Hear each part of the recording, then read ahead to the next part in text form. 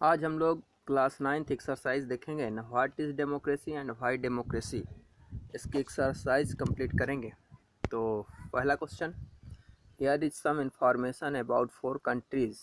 Based on this information how would you classifying each of these countries, right democracy, undemocracy or not sure against each of this. यानी ये 4 country हैं जिनकी conditions दी हुई है। इन conditions में हमें बताना है कौन सी कंट्री डेमोक्रेटिक है, कौन सी अनडेमोक्रेटिक है, कौन सी श्योर नहीं है।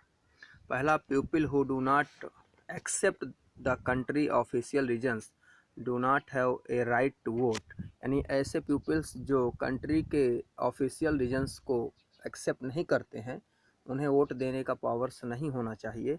तो ये सीधी सी बात है, अनडेमोक्रेटिक है। सेकंड नंबर पे आए, the same party has been winning election the last 20 years. यानी लास्ट 21 से एक ही पार्टी विनिंग कर रही है। तो ये श्योर नहीं है, क्योंकि डेमोक्रेसी में भी ऐसा होता है और लंबा शासन चलता है तो अनडेमोक्रेटिक भी हो सकता है, जहाँ एक ही पार्टी का शासन हो। तो वहाँ पर अगर कहेंगे तो पार्टी लगातार एक ही होती है तो विनिंग करती है। लेकिन कभी कभी डेमोक्रेसी में भी होता है, क्योंकि जैसे इंडियन नेशनल कांग्रेस यहाँ पर लगभग 25 से 30 ईयर्स तक लगातार शासन की थी। तो यहाँ पर कह दें not sure. C number, ruling party has lost in this last 3 years. तो यहाँ पर कहें कि रूलिंग पार्टी लास्ट 3 ईयर्स से बराबर लॉस्ट कर रही है, तो इसका मतलब यहाँ पर जरूर डेमोक्रेसी है। अगला, there is no independence election commissions. तो इलेक्शन कमीशन तो इंडिपेंडेंस होता है, इसलिए भी अनडेमोक्रेटिक है। तो एग्जाम आपको आंसर सामने मिल रहे हैं, undemocratic, not sure, democratic, undemocratic. Second question देखते हैं, सेम वही चीज़ देखना है, democratic, undemocratic and not sure. पहला, the parliament can not pass law about the army without the consent of the chief of army. ये अनडेमोक्रेटिक है, क्योंकि चीफ ऑफ आर्मी से कोई किसी भी प्रकार के मतलब लॉ को पास करने के लिए चीफ ऑफ आर्मी की कोई ज़रूरत नहीं होती है। Second, the parliament can not pass a law reducing the power of the judiciary. तो यहाँ कहें कि जो पार्लियामेंट है उसे जुडिशरी की पावर को रिड्यूस करने का अधिकार होना चाहिए। तो यहाँ पर देखें तो ये भी अनडेमोक्रेटिक है। सी नंबर पे आए, the country leaders can not sign any treaty with another country without taking permission from is neighboring countries। तो इसके बात करें तो ये नॉट श्योर हो जाएगा। डी नंबर देखें, all these major economic decision about the country are taken by officials of the central bank which the minister can not change. तो ये भी अनडेमोक्रेटिक होगा, किसी भी प्रकार के सेंट्रल बैंक से इसका कोई संबंध नहीं होता है। थर्ड क्वेश्चन है, which of this is not a good arguments of favour democracy. तो इन जो 4 पार्ट नीचे दिए हैं, इनमें से कौन सा डेमोक्रेसी के फेवर में नहीं है और क्यों बताना है। तो people feel free and equal in a democracy. तो ये बिल्कुल डेमोक्रेसी है, क्योंकि वहाँ पर पीपल्स को इक्वल और स्वतंत्रताएं और समानता मिलती है। Democracy resolve conflict in a better way than others. ये भी सही है, डेमोक्रेसी है। अगला, democratic government is more accountable to the peoples. तो ये भी डेमोक्रेसी है। अगला है, democracy are more prosperous than others. यानी डेमोक्रेसी हमेशा जो है समृद्ध देश होता है। ये आर्गुमेंट्स जो दिया गया है ये जरूरी नहीं है या ये फेवर में नहीं है डेमोक्रेसी के। यहाँ देखें, democracy are more prosperous than others is not a good arguments in favor of a democracy। Example देखें तो, democracy exist in India but majority of the people are very poor, where non-democratic countries like China and Mexico are more prosperous। Fourth question देखते हैं, इस of this sentence जो statements हैं contain a democratic and an undemocratic elements, write out the two separately of each sentences. यानी हर एक sentence पे दोनों चीज़ें हैं, डेमोक्रेटिक और अनडेमोक्रेटिक। इसमें आपको सिलेक्ट करना है कि कहाँ पर डेमोक्रेटिक है और कहाँ पर अनडेमोक्रेटिक है। तो यहाँ देखें पहला, a minister said that some law have to be passed by the parliament. ये तो डेमोक्रेसी है क्योंकि कहीं भी लॉ जो है पार्लियामेंट से पारित किए जाते हैं। In order to confirm to the regulations decided by the world trade organization, ये अनडेमोक्रेटिक है।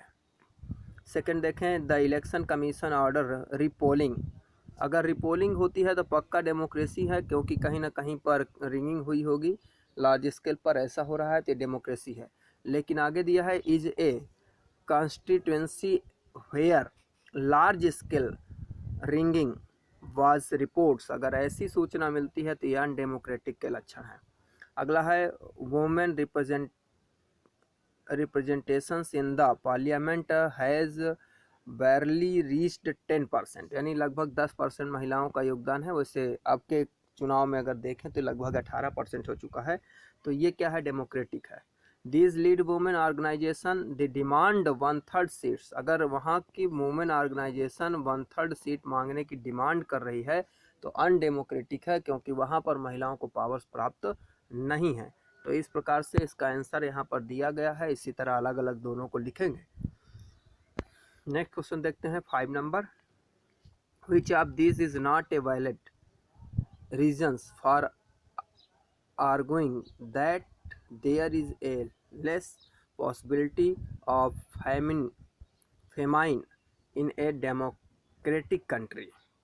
तो इसमें से देखना है कि not a valid reason for argument that there is a less possibility of famine in the democratic country। तो इनमें कौन सा है जो डेमोक्रेटिक कंट्री के लिए आर्गूमेंट्स ठीक नहीं है। तो इसमें अगर देखें तो फर्स्ट नंबर है opposition party can draw attention to hunger and starvation. दूसरा है free press can report suffering from famine in different parts of the country. ठीक है। Government fears its defeat in the next election, बिल्कुल सही है। People are free to believe in and parties any religious, यानी कि अगर यहाँ कहें तो ये उत्तर सही होगा, डी नंबर। नेक्स्ट क्वेश्चन आते हैं, इसी तरह ये भी है कि there are 40 village in a district where is governments has made to provide for drinking water. These villagers made and considered many method of forcing the government to respond to their needs, which of these is not a democratic method। इसमें जो ये तरीके हैं इनमें कौन सा democratic नहीं है। तो लास्ट वाला देखिए, paying money to government officials to get water, यानी हम वाटर प्राप्त करने के लिए गवर्नमेंट ऑफिसर्स को रिश्वत दे रहे हैं, यह डेमोक्रेटिक नहीं है। इसलिए इसका आंसर क्या होगा, डी होगा। 7 है, इसके 3 पार्ट्स हैं, तीनों के बारे में जानना है। क्या करना है, write a response to the following arguments against democracy, यानी कौन इसमें आर्गूमेंट्स अगेंस्ट है कि नहीं, इस पर बताना है क्यों।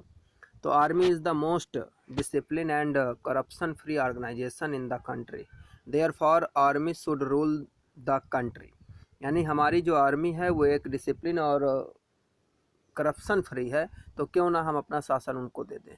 तो रूल आंसर देखेंगे, rule of army is against the principal of democracy, response representative of the people should be the ruler in a democracy elected, यानी ये समझ के चलिए किसी भी आर्मी की बात करें तो वो जो रिप्रेजेंटेटिव है या लोगों की प्रतिनिधित्व है उसके बारे में विचार नहीं कर सकती, क्योंकि दोनों के डेमोक्रेसी के और आर्मी के प्रिंसिपल्स जो होते हैं वो डिफरेंट होते हैं।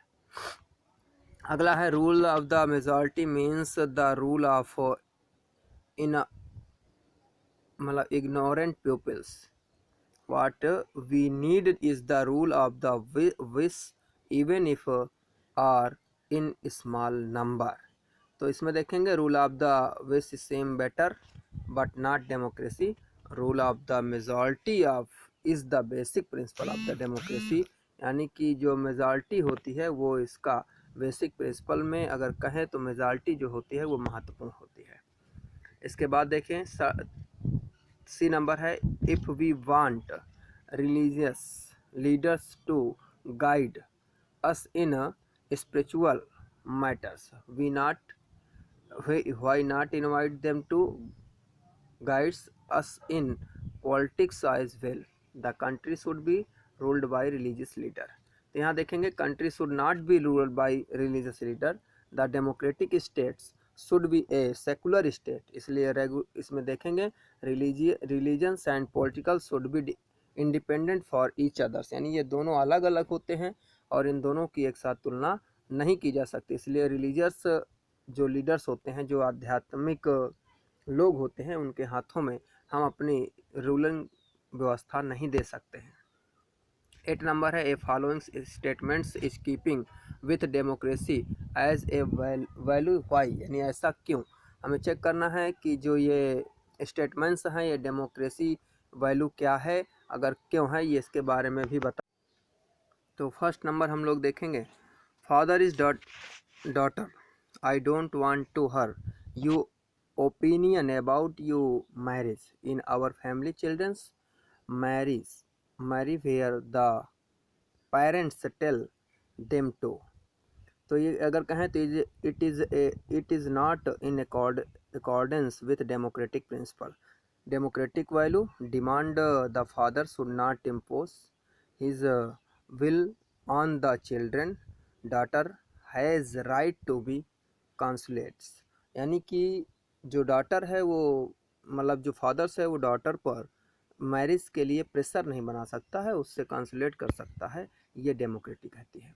अगला है, आर द फॉलोइंग स्टेटमेंट्स, उसी क्वेश्चन को है देखना है, teacher to students, don't disturb my concentration by asking me question in this classroom, यानी बीच में क्वेश्चन पूछ के मेरा जो कंसंट्रेशन है उसे आप डिस्टर्ब ना किया करें।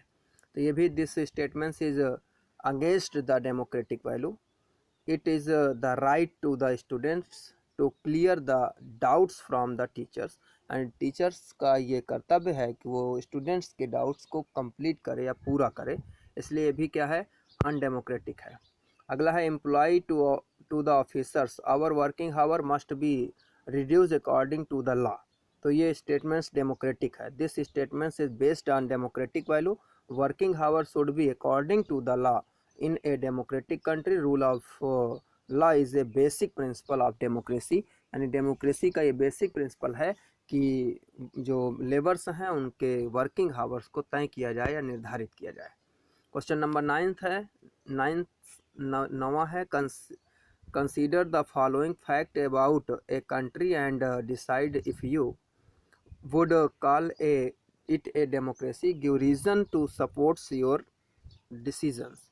पहला है, all the citizen of the country have right to vote, election are held regularly, तो ये डेमोक्रेटिक है, where citizen have the right to vote and election are held regularly, it is a democracy, but election should be free and fair, यानी free and fair होना चाहिए।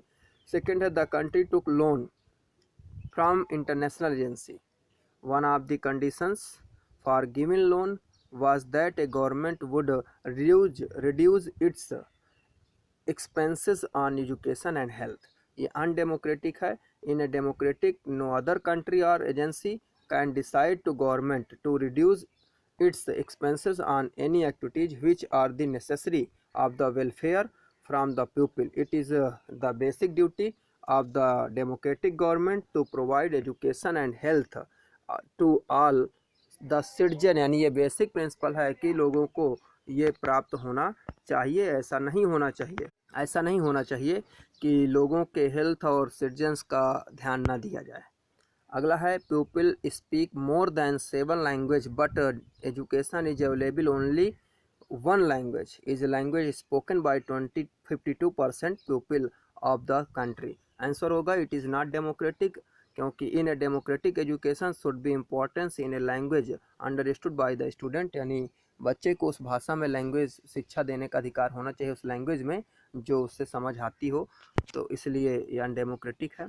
D number, several organisations have given A call for peaceful demonstrations and nations-wide strike in the country to oppose these policies. Government has arrested these leader. ये भी it is not democratic. People have a right to protest against the policy of the government.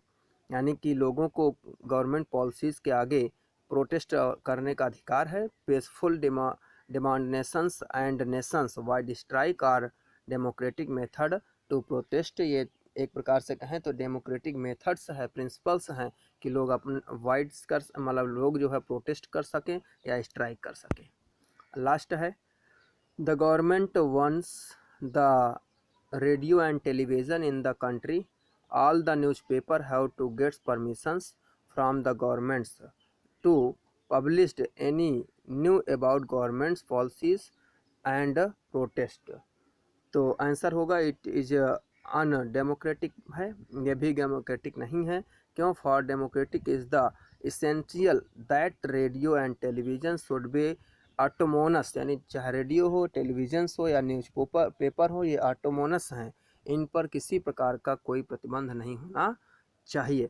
इसके बाद का एक 10th number का question है. उस question में एक रिपोर्ट लगाकर इंडिया से उसका तुलना करना है.